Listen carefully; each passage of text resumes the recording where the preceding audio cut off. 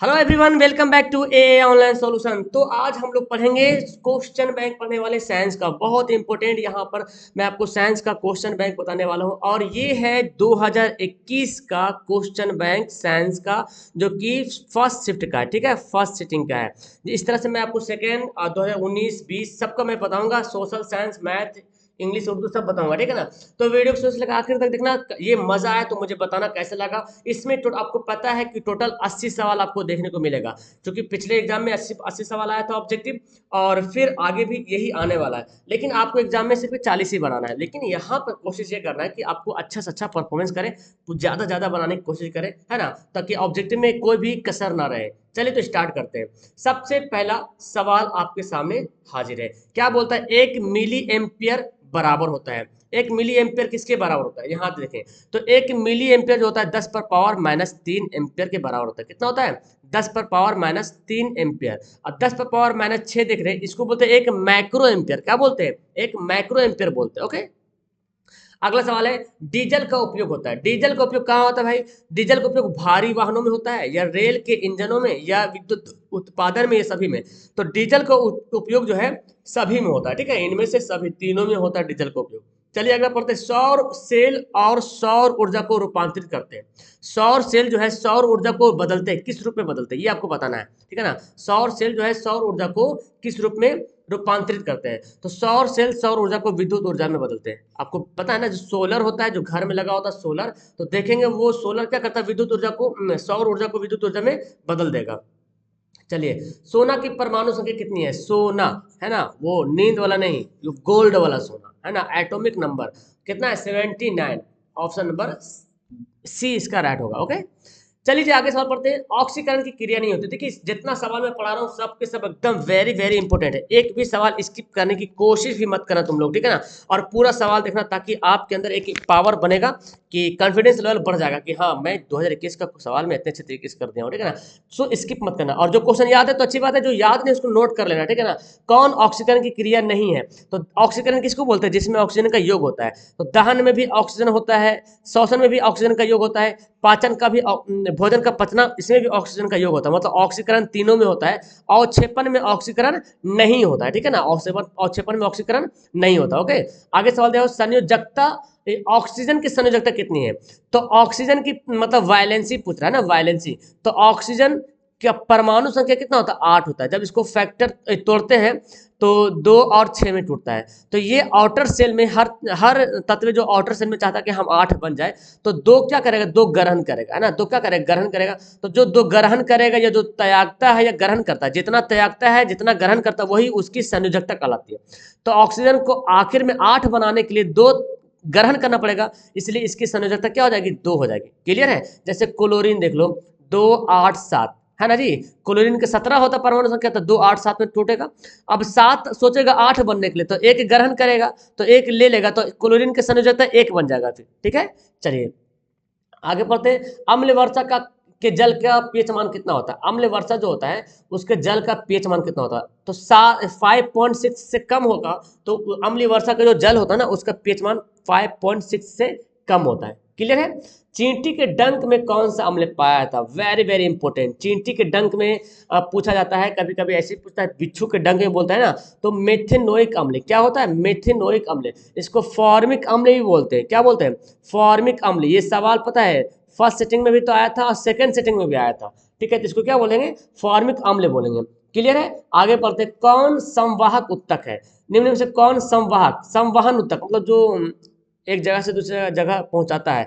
Epidermis, या phloem, या xylem. तो आपको पता है फ्लोएम जो खाद्य पदार्थों को संवहन करता है, और जाइलम जो है जल का संवहन करता है। यानी कि ये दोनों क्या है? ये दोनों जो है संवहन उत्तक हो जाएगा। इसको क्या बोलते हैं? कंडक्टिंग टिश्यू, है ना, वही हो गया दोनों, फ्लोएम और जाइलम।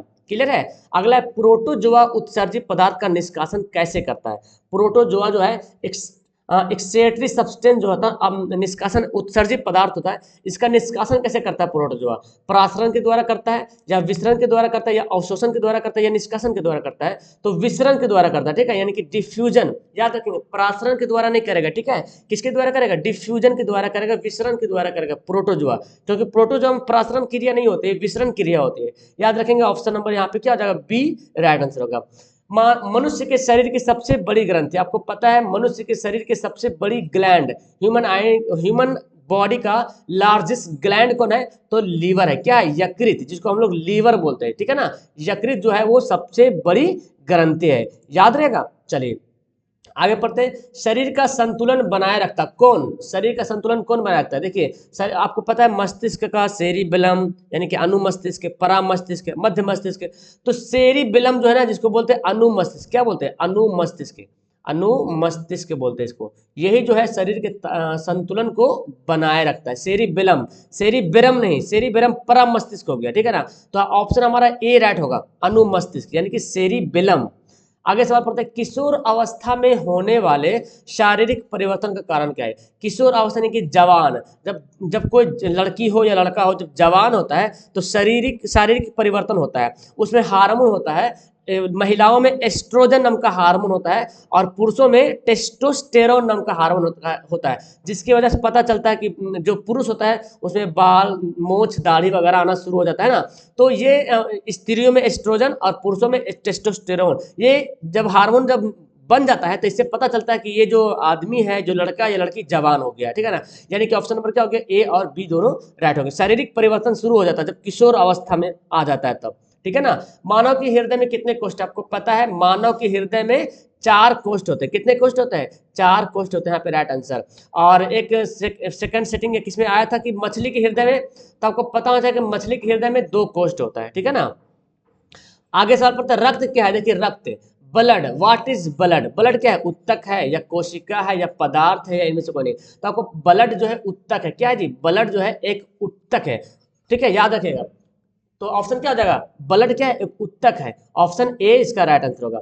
जीन शब्द किसने प्रस्तुत किया था? Very very important. जीन शब्द मेंडल ने किया था, या डार्विन ने किया था, या जोहानसन ने किया था, या लैमार्क ने किया था? जीन शब्द का प्रस्तुत किया था जोहानसन में। आपको क्लास 9 में देखने को मिलेगा कि 1909 में सॉरी 1909 या 1809, कुछ इस तरह से, याद नहीं हमको, लेकिन जोहानसन इसका राइट आंसर होगा, ठीक है। तो 9 क्लास में आपको पूरा क्लियर से मिलेगा, जो बायो का किताब है ना उसमें मिल जाएगा। चलिए आगे बढ़ते हैं। विद्युत चुंबक बनाने के लिए किस पदार्थ के छड़ का उपयोग है? देखिए बहुत इंपॉर्टेंट सवाल है, और ये सब सवाल घूमते रहता है, ठीक है ना। इसलिए मैं हमेशा आपसे रिक्वेस्ट करूंगा और रिकमेंड्स करूंगा कि आप क्वेश्चन बैंक को कम से कम एक बार तो जरूर बना लो, और जितना ज़्यादा प्रैक्टिस करो, ठीक है ना। तो विद्युत चुंबक जो है नर्म लोहा से बनाया जाता है। ऑप्शन नंबर सी यहाँ पे राइट आंसर हो जाएगा। आगे पढ़ते हैं। जब किसी चालक तार से विद्युत धारा प्रवाहित होती है तो गतिशील कण क्या होता है? मतलब कोई चालक तार, मान लीजिए तांबा वाला तार है, ठीक है ना। तो तांबा के तार से जो विद्युत धारा बह रही ना, तो विद्युत धारा जो बह रही, तो कारण क्या है? क्या उसमें फ्लो हो रहा? तो इलेक्ट्रॉन है, इलेक्ट्रॉन फ्लो होता है, ठीक है। इलेक्ट्रॉन फ्लो होने के कारण हमको लगता है करंट आ रहा, बिजली जा रही है, ठीक है ना। तो आंसर क्या आ जाएगा? इलेक्ट्रॉन।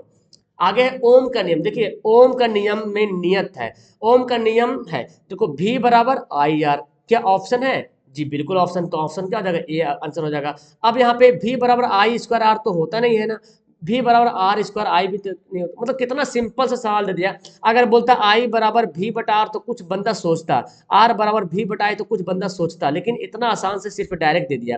तो ये तो खैर बहुत ही अच्छी बात हो गई आप लोग के लिए ना। चलिए आगे देखें, ये 20वां सवाल यहाँ पे देखिए, दिख रहा है आपको थोड़ा सा। विभवांतर का एसआई मात्रक क्या होता है? विभवांतर का एसआई मात्रक क्या होता है? वोल्ट होता है ना। याद, आपको याद होना चाहिए विभवांतर का एसआई मात्रक वोल्ट होता है। कार्य का मात्रक क्या होता है? कार्य का मात्रक जूल होता है। और ये शक्ति का मात्रक क्या होता है जी? शक्ति का मात्रक वाट होता है। और विद्युत धारा का मात्रक क्या होता है? एम्पियर होता है। ये मात्रक एकदम अच्छे से याद कर लेना, मतलब पढ़ते रहो याद हो जाएगा, कुछ भारी चीज है नहीं, ठीक है ना। अमीटर, अमीटर देखो कहीं एमीटर लिखा रहेगा, कहीं आमीटर लिखा रहेगा।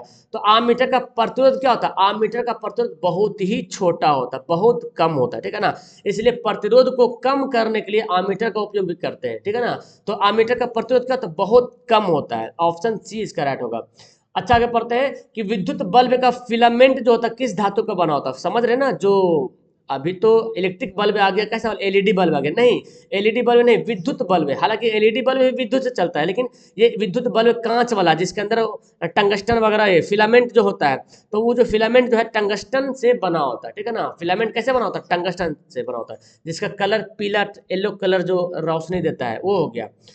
आगे सवाल है रिओस्टेट का उद्देश्य क्या है। रिओस्टेट के मतलब क्या होता है, धारा का परिमाण में वृद्धि करना, धारा का परिमाण में कमी करना, या धारा का परिमाण में वृद्धि या कमी करना।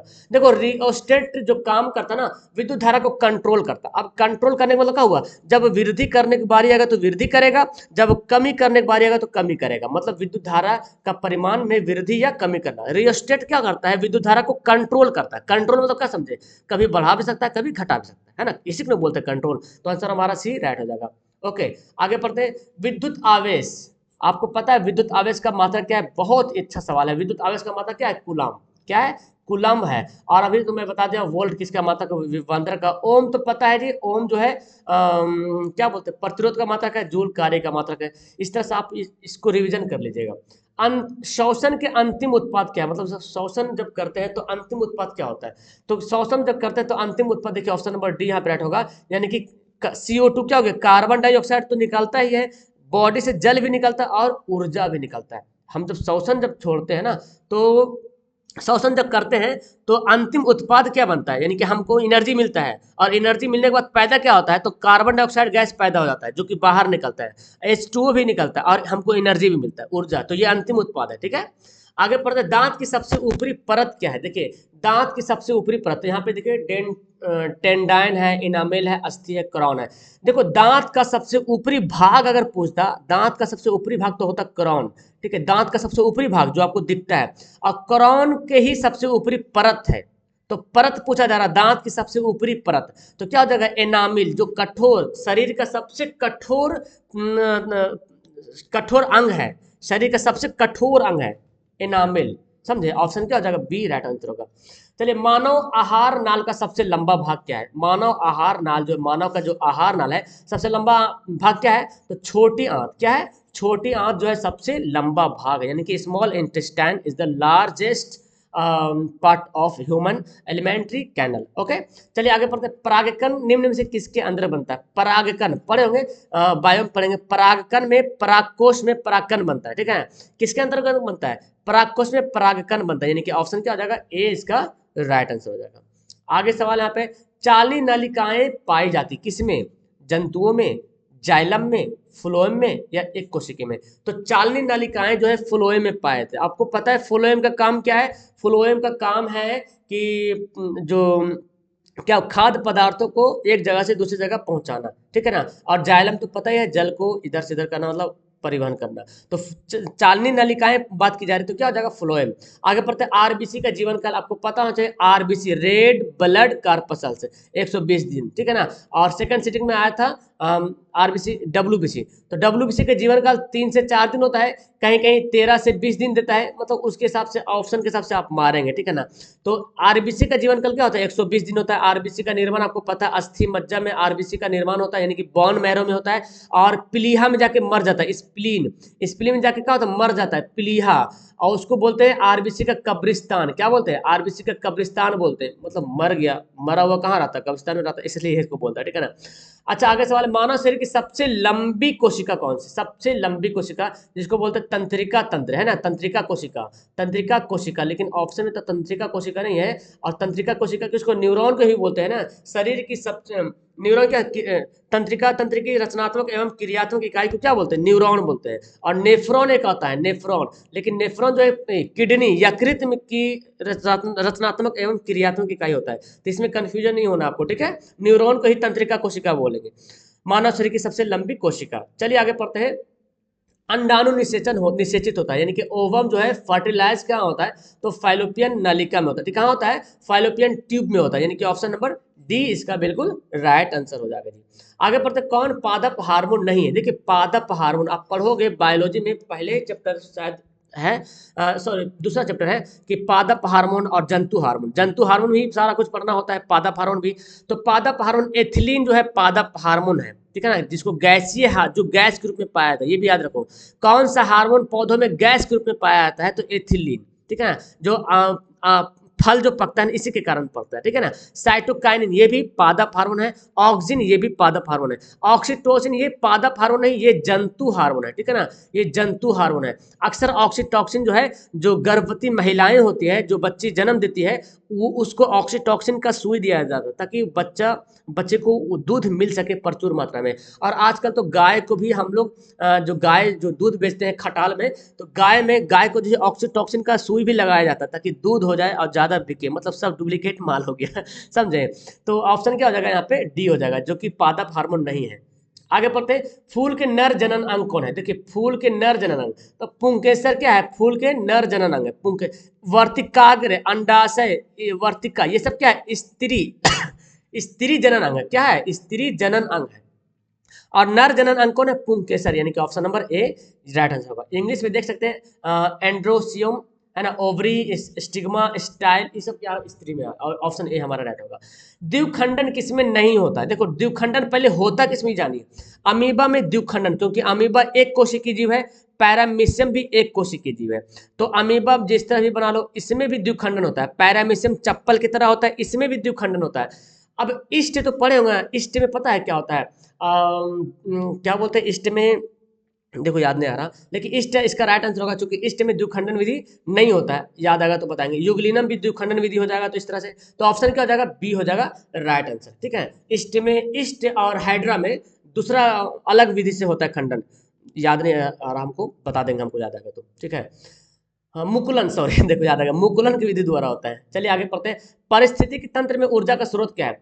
पारिस्थितिक तंत्र, पारिस्थितिक मतलब क्या हो, इकोलॉजी, देखो है ना, एनर्जी ऑफ इकोसिस्टम, इकोसिस्टम बोलते हैं इकोलॉजी, इकोलॉजी किसको बोलते हैं, पर्यावरण बोलते हैं। पर्यावरण में जो भी जीव जंतु है, तो ऊर्जा का स्रोत क्या है, सूर्य का प्रकाश, सबसे बड़ा स्रोत यही है, सूर्य का प्रकाश। ओके आगे पढ़ते हैं, किसे आनुवांशिकी का पिता कहा जाता है ना, फादर ऑफ जेनेटिक्स, याद रखिएगा, ग्रेगर जॉन मेंडल को, किसको बोलेंगे, ग्रेगर जॉन मेंडल को अनुवांशिकी का पिता कहा जाता है। ओके ग्रेगर जॉन मेंडल को अनुवांशिकी का पिता कहेंगे। ओके तो यहाँ पे ये ऑप्शन नंबर बी क्या जगह राइट होगा। चार्ल्स डार्विन, एक किताब आपको पता है, द ऑरिजिन ऑफ स्पीसीज नाम का किताब जो लिखा था चार्ल्स डार्विन। वाइसमैन के बारे में पता होना चाहिए कि 21 पीढ़ी तक जो है चूहों के पूंछ पर जो है क्या तहकीकात किया था, मतलब जांच किया था वाइसमैन वाइसमैन।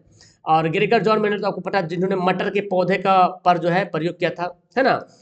चलिए आगे पढ़ते हैं, हरे पौधे कहलाते हैं। देखिए हरे पौधे किसको बोलते हैं, उत्पादक, उपभोक्ता, अपघटक। उत्पादक बोलते हैं जो पैदा करता है, उपभोक्ता बोलते हैं जो हम लोग यूज करते हैं। जैसे हम लोग मानव क्या हो गया, उपभोक्ता हो गया। जीव जंतु, हम जैसे इंसान मान लो, पेड़ पौधा है, पेड़ पौधे से हम लोग मानव जो है पेड़ पौधों को खा रहा, तो मानव क्या हो जाएगा, उपभोक्ता हो जाएगा। जिस और पौधा जो उत्पादक कर रहा ना, ये क्या हो जाएगा, हरे पौधे जो है प्रोड्यूसर हो जाएगा। क्या हो जाएगा, प्रोड्यूसर। चलिए आगे पढ़ते हैं, नर युग्मक में गुणसूत्रों की संख्या, नर युग्मक बोले या स्त्री युग्मक बोले, है ना, गुणसूत्रों की संख्या 46 होता है, लेकिन यहाँ पे जोड़ा होना चाहिए, गुणसूत्रों का युग में बोलना चाहिए, तो यहाँ पे खैर तो 23 तो है, तो फिर ऑप्शन हमारा 23 ही रहेगा। लेकिन अगर युग में बोलेगा ना, युग में बोलेगा तो 23 करेंगे, ठीक है, और संख्या 46 होता है, ठीक है, तो याद रखेंगे। तो ऑप्शन हमारा बी राइट आंसर होगा इस तरह से। ओजोन परत पाई जाती है, ओजोन परत किसे पाई जाती है, स्ट्रेटोस्फीयर, एक्सोस्फीयर या आयनोस्फीयर या ट्रोपोस्फीयर। तो स्ट्रेटोस्फीयर को बोलते हैं समताप मंडल, क्या बोलते हैं, समताप मंडल, ठीक है। स्ट्रेटोस्फीयर में ओजोन परत पाया जाता है, आयनोस्फीयर आयन मंडल हो गया, एक्सोस्फीयर बाहरी मंडल परत हो गया, ट्रोपोस्फीयर हो गया क्षोभ मंडल हो गया, ठीक है, क्षोभ मंडल, सॉरी क्षोभ मंडल ऐसे लिखा गया ना, क्षोभ मंडल। चलिए आगे पढ़ते हैं, ऐसे तत्व जो इलेक्ट्रॉनों को त्याग कर धनात्मक आयन बनाते हैं। जो तत्व इलेक्ट्रॉन को त्यागता है, अक्सर वही तत्व इलेक्ट्रॉन को त्यागता है जो धातु होता है। धातु अक्सर इलेक्ट्रॉन को त्यागता है, ठीक है ना, और अधातु जो है इलेक्ट्रॉन को ग्रहण करता है। क्या करता है, ग्रहण करता है। आपको पता होना चाहिए जैसे कि NaCl है ना, NaCl सोडियम क्लोराइड, ठीक है ना, सोडियम क्लोराइड। तो NaCl आपको पता है ये त्यागता है, और ये क्लोरीन जो एक ग्रहण करता है। क्लोरीन का तो काम है ना एक ग्रहण करना, एक ग्रहण करेगा। तो क्लोरीन क्या अधातु है और सोडियम क्या धातु। तो यहाँ पे देखो इस तरह से याद रखिएगा, धातु अक्सर त्यागता है, यानी कि धातु अमीर होता है, अमीर आदमी त्यागेगा, तो जो त्यागता है वो धनात्मक होगा। जो कि अरे त्यागे कौन, जिसके पास पहले से बहुत धन है, धनात्मक है। और ग्रहण कौन करेगा, जो गरीब है, ऋण है, कर्जदार है, तो ऋणात्मक बोलेगा। जो ग्रहण करेगा इलेक्ट्रॉन को, जो ग्रहण करेगा उसको ऋणात्मक बोलेंगे। और ऋणात्मक कौन होता है, अधातु होता है।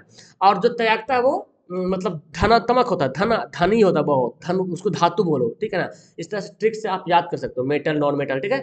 लोहा लोहा पर जंग लेपित करने की क्रिया को क्या बोलते हैं, तो लोहा पे बोला गया तो लोहा पे जंग लेपित करने की क्रिया को बोलते हैं गैल्वेनीकरण, ठीक है ना। और अगर बोलेगा एल्यूमिनियम बोलता है, एल्यूमिनियम पे जो करते हैं ना उसको बोलते हैं एनोडीकरण, क्या बोलते हैं, एनोडीकरण, एनोडीकरण। तो एल्यूमिनियम पे लेपित नहीं करते, एल्यूमिनियम पे इलेक्ट्रोलाइसिस करते हैं, ठीक है ना। तो ये गैल्वेनीकरण हो जाएगा, ऑप्शन यहाँ पे सी हो जाएगा राइट आंसर। कौन सह संयोजी उत्तक यौगिक है, सह संयोजी यौगिक कौन है। देखिए आपको कार्बन एवं उसके यौगिक में पढ़ेंगे, तो सह संयोजी यौगिक कौन है, CH4 यानी कि मीथेन, क्या है इसको बोलते हैं, मीथेन जो है वो सह संयोजी यौगिक है, यानी कि ऑप्शन नंबर यहाँ पे सी बिल्कुल राइट आंसर हो जाएगा, ठीक है। चलिए आगे पढ़ते हैं, आभूषण बनाने वाला सोना होता है। देखो एक्चुअली सोना, करेक्ट सोना यानी कि जो ओरिजिनल सोना होता है वो 24 कैरेट होता है, लेकिन 24 कैरेट का अगर सोना का अगर आभूषण बना दिया जाए, गला का सेट बना दिया जाए, या कोई भी महिलाओं का जो भी आभूषण चीज़ है ना, ज्वेलरी अगर बना दिया जाए तो टूट पाए, मतलब उस ढांचा में बन नहीं पाएगा, उसमें कुछ ना कुछ अलग अलग धातु मिलाया जाता है। तो मिला जुला के देखा जाए तो 22 कैरेट जो होता है सोना, 22 कैरेट तो कन्फर्म सोना होता है। अब अगर उसमें भी कुछ अगर गड़बड़ कर दो अलग बात है, लेकिन आभूषण बनाने के लिए 22 कैरेट सोना होता है, ओके, मिलाया जाता है। उत्कृष्ट गैस कौन है, उत्कृष्ट गैस किसको बोलते हैं, नोबेल एलिमेंट, नोबेल गैस बोल सकते हैं। तो आयोडीन, सिलिकॉन, आर्गन, ब्रोमीन, कौन हो जाएगा, आर्गन क्या है, उत्कृष्ट गैस है। इसके अलावा और भी उत्कृष्ट गैस है, आपके लिए मैं होमवर्क देता हूँ, कौन कौन उत्कृष्ट गैस आपको लिखना है होमवर्क में, ठीक है ना। उत्कृष्ट गैस जिसको निष्क्रिय गैस भी बोलते हैं, जो किसी गैस से जो वो गैस जो किसी से अभिक्रिया नहीं करती, आपको पता है ना, बहुत सारा उत्कृष्ट गैस है। आप मुझे नीचे कमेंट करेंगे, होमवर्क आपका याद रखेंगे, ओके। चलिए ताम्र एवं टिन, ताम्र मतलब तांबा, तांबा और टिन का मिश्र धातु किसका है, तो यहाँ पे क्या कांसा, तो यहाँ पे क्या हो जाएगा, कांसा हो जाएगा, कांसा का है, ठीक है ना। और सोल्डर किसका, सोल्डर सिटी, सीसा टिन, ये सीसा है और टिन का है, सीसा टिन का, देखो सीसा टिन का हो जाएगा सोल्डर, हम याद बताएं, सोल्डर सिटी याद करो, सोल्डर सिटी, सी से सीसा, टी से टिन। अब पीतल के लिए पता है ना, पिताजी, पिताजी, पीतल जो है तांबा और जस्ता का है, और तांबा टिन का बोलते हैं कांसा, कांटाटी, ऐसे याद कर लो ट्रिक से, ठीक है ना। ड्यूरालिमिन तो बहुत सारा है। प्लास्टर ऑफ पेरिस बहुत ही इंपॉर्टेंट है, प्लास्टर ऑफ पेरिस का सूत्र बताना आपको क्या होता है, ठीक है ना। तो देखो प्लास्टर ऑफ पेरिस होता है कैल्शियम सल्फेट होता है और हाफ H2O, आधा भाग पानी, और अगर फुल अगर दे दिया जाए तो पता क्या बनेगा, ये जिप्सम बन जाएगा, क्या बन जाएगा, जिप्सम। तो जिप्सम से बनाया जाता है प्लास्टर ऑफ पेरिस, ठीक है। तो यहाँ पे आंसर क्या होगा, ऑप्शन नंबर बी राइट हो गया। चलिए अम्ल और क्षार आपस में मिलता है तो क्या बनता है, जब अम्ल और क्षार आपस में मिलता है तो लवण बनता है, क्या बनता है, लवण बनता है, याद रखेंगे। जब एसिड और बेस जो है रिएक्ट करेगा आपस में तो लवण बनेगा, यानी कि साल्ट बन जाता है, ओके। चलिए बूझा हुआ चूना, बूझा हुआ चूना का मतलब हुआ कैल्शियम ऑक्साइड, ये क्या है, ये बिना बूझा हुआ चूना, क्या है, बिना बूझा हुआ, मतलब ढिक्का ना रहता है, देखते हैं ना ईट पत्थर की तरह रहता होगा, बिना बूझा हुआ चूना, इसमें पानी नहीं है, लेकिन जैसे इसमें पानी डाल देंगे तो बुझ जाएगा, मतलब समझ रहे ना, ठंडा हो जाएगा, इसको बोलते हैं बूझा हुआ चूना। तो कैल्शियम हाइड्रो ऑक्साइड, क्या नाम है इसका, कैल्शियम हाइड्रो ऑक्साइड, इसको बोलते हैं बिना बूझा हुआ चूना। चलिए आगे पढ़ते हैं, कौन भस्म नहीं है, अब देखिए भस्म में कौन नहीं है, CaO कैल्शियम ऑक्साइड, ठीक है, NaOH ये क्या है, NaOH ये तो भस्म है, सोडियम हाइड्रोक्साइड, NaCl ये क्या है, लवण है, ये क्या है, लवण है। तो अब यहाँ पता चल गया NaCO3 ये तो अलग है, तो यहाँ पे देखो क्या हुआ, भस्म नहीं, तो ये CaO क्या है, ये भी भस्म हो जाएगा, ठीक है, ये भी भस्म हो जाएगा। तो लवण ये क्या है, बी। बोला जा रहा कौन भस्म नहीं है, तो यहाँ पे भस्म नहीं है, तो ये तीनों के तीनों भस्म है, लेकिन बी जो है भस्म नहीं है, ये क्या है, ये लवण है, NaCl क्या है, लवण, ये तो भस्म नहीं है ना, NaCl लवण है।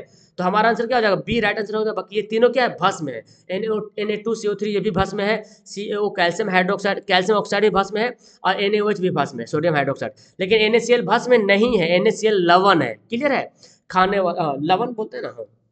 जस्ता, देखो जस्ता समझ रहे हैं, जिंक, जस्ता का इसका क्या है, cinnabar bauxite zinc kite, zinc kite, zinc kite बोलेगा या जिंक ब्लैंड बोलेगा, है ना, अच्छा जिंक ब्लैंड ही दिया हुआ है, sorry zinc kite, sorry zinc kite, ठीक है, जिंक काइट भी जस्ता का का है, जिंक ब्लैंड भी है, कैलेमाइन भी है, कैलेमाइन याद रखिएगा, कैलेमाइन भी जस्ता का है। सीने बार आपको पता है ना, पारा, पारा में हो गया 12, अब 12 से याद करेंगे सीने बार, बार मतलब 12, ऐसे याद करो, ठीक है। बॉक्साइट तो आपको पता है एल्यूमिनियम का एस के बॉक्साइट, करायोलाइट, कोरंडम, इस तरह से याद रखना। सब सवाल ऐसे घूम घूम के आते रहता है, ये सब सवाल आते रहा है, ठीक है ना। सिलिकन क्या है? सिलिकन, सिलिकन जो एक उपधातु, क्या है जी? उपधातु है, यानी कि धातु और अधातु का दोनों यहाँ पे गुण इसमें मौजूद है, ठीक है ना। इसको क्या बोलेंगे? उपधातु बोलेंगे। Okay, option number C right होगा। एल्कोहल में कौन सा तत्व उपस्थित नहीं है? एल्कोहल आप पढ़ोगे कार्बन उसके यौगिक में, तो एल्कोहल में कार्बन होगा, ऑक्सीजन भी रहेगा, हाइड्रोजन भी रहेगा, नाइट्रोजन की जरूरत ही नहीं उसमें है, ठीक है ना। तो ऑप्शन क्या हो जाएगा? डी यहाँ पे राइट हो जाएगा। एक्चुअली होता है एल्को CHO, पढ़े है ना, CHO क्या होता है? एल्कोहल का होता है। OH, हाँ OH होता है। तो ऑक्सीजन है, हाइड्रोजन है, और कार्बन तो रहेगा क्योंकि कार्बन का ही तो यौगिक है ये। तो नाइट्रोजन नाइट्रोजन इसमें तो रहेगा ही नहीं। ओके, चलिए आगे पढ़ते हैं। मेथेनोइक अम्ल, देखो आगे ना, मेथेनोइक अम्ल का सामान्य नाम, कभी IUPAC नाम पूछ देगा, कभी सामान्य नाम पूछेगा। यही मेथेनोइक अम्ल है जो चींटी के डंक में पाया जाता है, इसको फॉर्मिक अम्ल भी बोलते हैं, ठीक है ना, याद रखेंगे फॉर्मिक अम्ल। तो यहाँ, और यहाँ पे देखिए एसिटिक अम्ल भी है, एसिटिक अम्ल है, ये अलग है। लैक्टिक अम्ल ये अलग है, ठीक है, जो बॉडी में जमा हो जाता है, थकान हो जाता है, ठीक है। टार्ट्रिक अम्ल ये भी अलग है। तो याद रखिएगा मेथेनोइक अम्ल जो है फॉर्मिक अम्ल होता है, ठीक है ना। चलिए आगे पढ़ते हैं। स्वपोषी पोषण के लिए आवश्यक है, स्वपोषी पोषण के लिए क्या आवश्यक है? क्लोरोफिल। स्वपोषी पोषण कौन करता है? पेड़ पौधा करता है, क्लियर सी बात है, स्वपोषी पोषण पेड़ पौधा करता है। तो पेड़ पौधा क्लोरोफिल भी चाहिए, कार्बन डाइऑक्साइड गैस जल भी चाहिए, सूर्य का प्रकाश है, यानी कि सब कुछ चाहिए उसको, है ना, ऑल ओवर थिंग, है ना, ऑल ऑफ दिस सब चाहिए। मैग्नीशियम कहाँ पाया है? तो आपको पता है यार, मैग्नीशियम जो होता है वो क्लोरोफिल में पाया जाता है। लाल रक्त कण में नहीं, लाल रक्त कण में क्या पाया था? आयरन पाया था। लाल रक्त कण में आयरन यानी कि लोहा पाया जाता है। तो क्लोरोफिल में जो है मैग्नीशियम पाया जाता है, किसमें? क्लोरोफिल में मैग्नीशियम पाया जाता है, क्लियर है। चलिए आगे पढ़ते हैं। तैलीय कागज, यानी कि तैलीय कागज मतलब जिस कागज में तेल लगा हुआ, अब देखिए कागज में तेल लगा दीजिएगा तो कुछ कुछ दिखाई देगा, कुछ कुछ दिखाई नहीं देगा, उसको बोलेंगे पारभाषक। क्या बोलेंगे? पारभाषक। और पारदर्शक बोलते हैं जिससे आर पार दिखाई देते, जैसे शीशा देखिए पूरा आर पार दिखाई देगा। अपारदर्शक जैसे कि लकड़ी देख लीजिए, लकड़ी से कुछ भी नहीं दिखेगा। और तेल लगा हुआ कागज लीजिए तो थोड़ा सा दिखेगा, मतलब धुंधला टाइप का दिखेगा, तो उसको बोलते हैं पारभाषक, यानी कि ट्रांसलूसेंट बोलते हैं। और ट्रांसपेरेंट जो आस पार दिखता है, ओपेक मतलब तो कुछ नहीं दिखता है, और ट्रांसलूसेंट जिसमें थोड़ा थोड़ा दिखता है आगे पीछे। लेंस का द्वारा आवर्धन का ऐसा मात्रक क्या होता है? देखो मैंने आपको बताया था लेंस का आवर्धन का ऐसा मात्रक होता ही नहीं है, नहीं होता है। तो लेंस का आवर्धन का मात्रक नहीं होता, मतलब मात्रक विहीन। मात्रक विहीन मतलब यूनिटलेस, यूनिटलेस, यूनिटलेस मतलब यूनिट है ही नहीं, वो मात्रक होता ही नहीं, ठीक है ना। प्रकाश की चाल विभिन्न माध्यम में क्या होता है? देखो आपको पता है पानी में प्रकाश की चाल अधिक अलग अलग होता है, वायु में प्रकाश की चाल अलग होता है, और कांच में प्रकाश की चाल अलग होता है। ये माध्यम है, पानी वायु कांच क्या है? माध्यम है। तो प्रकाश की चाल अलग अलग माध्यम में क्या होता है? अलग अलग होती है। आपको पता है किस में कितना होता है, मैंने आपको बताया था, ठीक है ना। चलिए आगे पढ़ते हैं। वायु में प्रकाश की चाल निर्वात की अपेक्षा क्या होती है? देखो NCERT में एकदम कन्फर्म लिखा हुआ है। हालांकि कभी कभी सवाल देता है कि वायु में प्रकाश की चाल कितनी होती है? 3 × 10⁻8 मीटर प्रति सेकंड ऐसे दिया होता है। सवाल आता है कि वायु में प्रकाश की चाल कितनी होती है, तो ये उसका भी आंसर ही टिक लगाते हैं। निर्वात में प्रकाश की चाल कितनी होती है, तो उसका भी आंसर ही टिक लगाते हैं। NCERT में पूरा एकदम क्लियर लिखा हुआ है कि वायु में जो प्रकाश की चाल होती है ना, निर्वात में प्रकाश की अपेक्षा थोड़ा ही कम होती, थोड़ा ही कम होती। समान नहीं बोल सकते, लेकिन ऑप्शन के हिसाब से हम समान लगा देते हैं, ठीक है, लेकिन जब यहाँ पे कम दे दिया गया तो फिर हमारा आंसर कम होगा, ठीक है, थोड़ा ही कम होती है। तो थोड़ा ही कम के मतलब क्या हो? बराबर नहीं बोलेंगे, कम ही बोलेंगे। लेकिन ऑप्शन जब दे देगा कि इनमें से कौन वायु का प्रकाश चाल 3 × 10⁸ मीटर प्रति सेकंड है, तो आप वायु भी, तो उसमें वायु दे देगा या निर्वात देगा, तो वायु निर्वात को भी एक आंसर टिक आउट कर दीजिएगा, ठीक है। लेकिन अगर यहाँ पे ऐसा सवाल आ गया तो कम होता है, निर्वात से कम होता है, वायु में थोड़ा कम होता है, लेकिन कम होता है, बराबर नहीं होता है। वो ऑप्शन के हिसाब से हम कभी कभी वैसा करते हैं जो कि मिलता है। लेंस में मुख्य फोकस कितनी होती है? देखिए लेंस में मुख्य फोकस की संख्या 2 होती है, और आपको पता है दर्पण में 1 होता है, लेंस में 2 होता है मुख्य फोकस, ठीक है, जो दाएं तरफ और बाएं तरफ दोनों बनता है, F1 F1 F2 F2 बनाए है ना, ठीक है। विद्युत का अच्छा चालक क्या है? अच्छा चालक मतलब क्या हो? देखो कितना हल्का सवाल, एकदम बउआ वाला सवाल, लोचा लोचा सवाल दे रहा है, मतलब समझ रहे हैं ना, एकदम बुतरू टाइप का सवाल दे रहा है, आप आराम से बना लीजिएगा। विद्युत का अच्छा चालक मतलब एकदम गुड कंडक्टर ऑफ इलेक्ट्रिसिटी, चांदी बहुत अच्छा चालक है, ऑप्शन नंबर डी राइट हो जाएगा। शुष्क सेल में ऋण इलेक्ट्रोड बना होता है। देखो शुष्क सेल होता क्या है? शुष्क सेल मतलब ड्राई सेल, ड्राई सेल। इसका उपयोग कहाँ कहाँ करते हैं ये जान लीजिए, सवाल आता है। बैटरी का खिलौना होता है ना, खिलौना का बैटरी में होता है इस्तेमाल, घड़ी का बैटरी होता है, टॉर्च होता है, ये सब में शुष्क सेल होता है, ठीक है ना। तो इसमें जो शुष्क सेल जो ऋण इलेक्ट्रोड होता है वो जस्ता का होता है। क्या होता है? जस्ता का बना होता है, यानी कि ऑप्शन नंबर सी इसका राइट होगा, ठीक है, जस्ता का। आगे बढ़ते हैं, एक जूल का मान कितना होता है। देखो एक जूल के मान का होता है, आपको पता होना चाहिए एक कैलोरी बराबर 4.186 जूल होता है। एक कैलोरी बराबर 4.186, ये भी याद रखना, एक कैलोरी बराबर 4.186, कभी कभी 4.2 जूल ही बोलता है। एक कैलोरी बराबर 4.2 जूल, ठीक है। तो मैं इसी को मानता हूँ 4.186 से, ऑप्शन रहे 4.2 तो अलग है जूल में। अब एक जूल बराबर कितना कैलोरी बोलता है, तो एक जूल बराबर जब 4.186 जूल बराबर एक कैलोरी बोलता है, तो एक जूल बराबर क्या हो जाएगा, 1/4.8186, ऐसे कर देंगे। इसको जब डिवाइड करोगे तो 0.24 आ जाएगा। ऑप्शन नंबर ए राइट होगा, ठीक है ना। इसको याद रखना, बहुत बेसिक है ये, बहुत कंफ्यूजन वाला भी बात है। तो आप ये मेन याद रखेंगे ना, एक कैलोरी बराबर इतना जूल, तो फिर ये भी याद रह जाएगा। उसी से बनाए हैं हम। वनस्पति तेलों में होती क्या होते हैं, वनस्पति जो तेल होते हैं लंबी असंतृप्त हाइड्रोकार्बन श्रृंखलाएं होती है। ये आपको पढ़ना है कार्बन उसके यौगिक में, ठीक है। लंबी असंतृप्त हाइड्रोकार्बन होता है, एक संतृप्त हाइड्रोकार्बन, एक असंतृप्त हाइड्रोकार्बन। तो वनस्पति तेलों में लंबी क्या बोलते हैं, लंबी असंतृप्त हाइड्रोकार्बन होते हैं, ठीक है। चलिए आगे पढ़ते हैं, ब्यूटेन के कितने समायोगी होते हैं। देखो आपको ज्यादा आपको बताना नहीं है फिलहाल, यहाँ पे मैं आपको बता दूं, नॉर्मल ब्यूटेन और आइसो ब्यूटेन, ये दो चीज होता है, ठीक है ना। आप नॉर्मल ब्यूटेन होता है, एक आइसो ब्यूटेन होता है, ठीक है ना। जिसका समायोगी किसको बोलते हैं, परमाणु का मतलब क्या बोलते हैं, संरचना अलग अलग रहेगा, लेकिन परमाणु का सूत्र जो ना, परमाणु का सूत्र जो यौगिक है ना, यौगिक का सूत्र सेम रहेगा लेकिन संरचना अलग अलग रहेगा। तो आप केमिस्ट्री किताब खोलोगे तो ब्यूटेन का दो संरचना सूत्र बना हुआ रहेगा, एक नॉर्मल ब्यूटेन, एक आइसो ब्यूटेन। तो हमारा ब्यूटेन का कितने समायोगी हो गया, दो हो गया, ठीक है। मेंडलीफ के आवर्त नियम के अनुसार वर्गों तत्वों का आधार कितना है। देखो मेंडलीफ ने जो आवर्त सारणी बनाया था वो तत्वों को परमाणु द्रव्यमान पे अरेंज किया था, लेकिन बाद में मोसले जी आ गए थे और मोसले जो है परमाणु संख्या पे अरेंज कर दिए थे, ठीक है ना। तो मेंडलीफ और आता है, मेंडलीफ का जो है वो परमाणु द्रव्यमान पे है और मोसले का परमाणु संख्या पे है। इसमें जो है 18 वर्ग है, कितना है 18 वर्ग, ये वाला खड़ा खड़ा खड़ा 18 पीस है, और 7 आवर्त है, 7 आवर्त है, यानी कि ऐसे ऐसे जो है ये 7 आवर्त है, ठीक है ना, याद रखिएगा।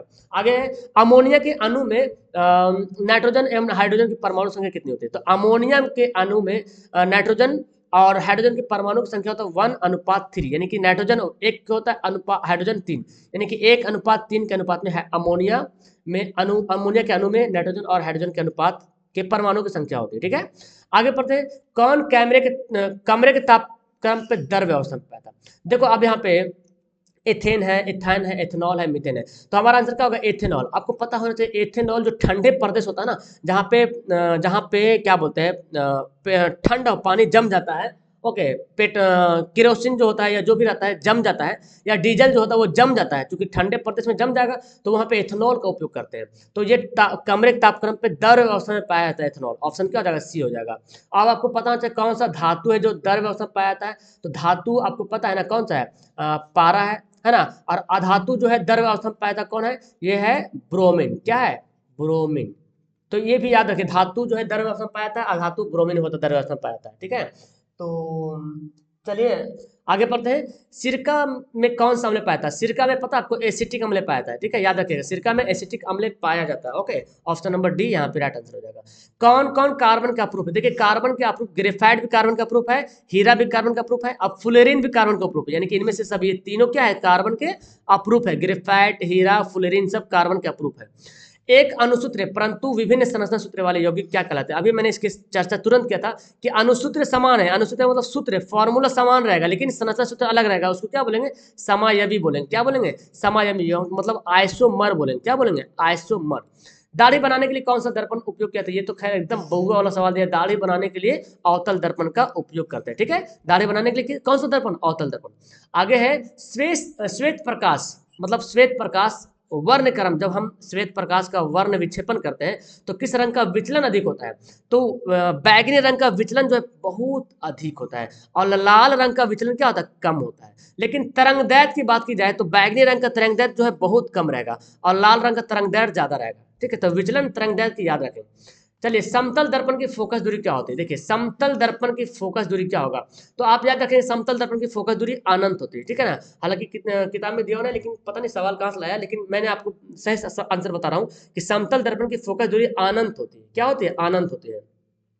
आगे पढ़ते हैं, अवतल दर्पण के सामने वस्तु को कहाँ रखा जाए कि प्रतिबिंब उल्टा, वास्तविक और समान। देखो अवतल दर्पण में 6 तरीके से बना था प्रतिबिंब, पता है ना, और हर बार में कभी प्रतिबिंब छोटा, कभी प्रतिबिंब बड़ा बड़ा बन रहा था, लेकिन यहाँ पे बोला प्रतिबिंब क्या बना, समान बन रहा।